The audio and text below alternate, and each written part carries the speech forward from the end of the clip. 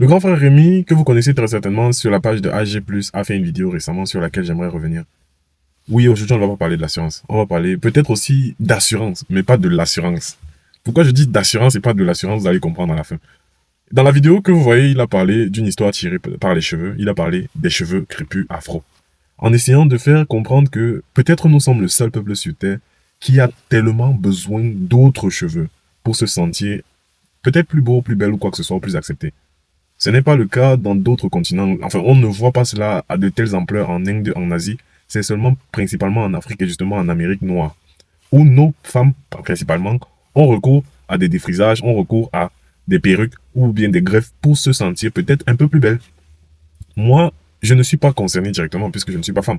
Donc, je pense même ne pas avoir vraiment la légitimité nécessaire pour intervenir, mais je trouvais nécessaire de parler ici et surtout de revenir sur l'identité qu'est ou bien plutôt tout simplement l'identité, le volet de la fierté africaine qu'on doit avoir, qui pour moi passe aussi par la façon dont nous les hommes valorisons nos sœurs, nos mères, nos femmes, pour leur identité capillaire aussi, c'est-à-dire les cheveux, la couleur de la peau qu'elles doivent avoir ou qu'elles ont naturellement. Donc, je transite en me demandant si ce n'est pas un devoir de société, qui passe aussi par nous les hommes, de donner les standards du marché. Parce que si certaines femmes vont faire certains efforts, que ce soit le décapage, que ce soit les cheveux, que ce soit ci ou que ce soit ça, c'est bien parce qu'elles ont tout au moins l'impression que c'est ça qui passe sur le marché. Donc moi, puisque je ne suis pas une femme et que je ne pourrais donner de conseils à aucune femme, j'aimerais plus parler aux hommes et leur demander si c'était à nous, peut-être enfin, de décoloniser, de démystifier, de déstigmatiser nos sœurs.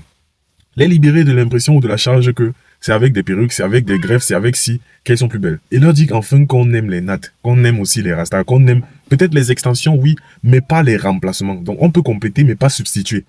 Moi, c'est peut-être cette approche que je serais partant de promouvoir. Je ne sais pas ce que vous en pensez.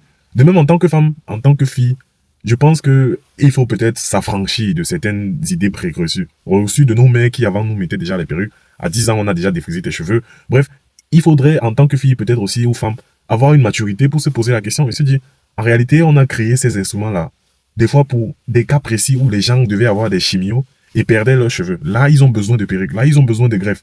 Mais pour des individus bien conçus et belles que vous êtes toutes, nos sœurs, nos femmes, nos mères, nos tantes, vous n'avez peut-être pas besoin de cela. En tout cas, dites-moi ce que vous en pensez en commentaire. Partagez la vidéo à deux trois personnes. Comme dit, il n'est pas ici question d'offenser qui que ce soit, mais juste de mettre le débat sur la table et de rassembler les opinions. Content de vous lire très bientôt.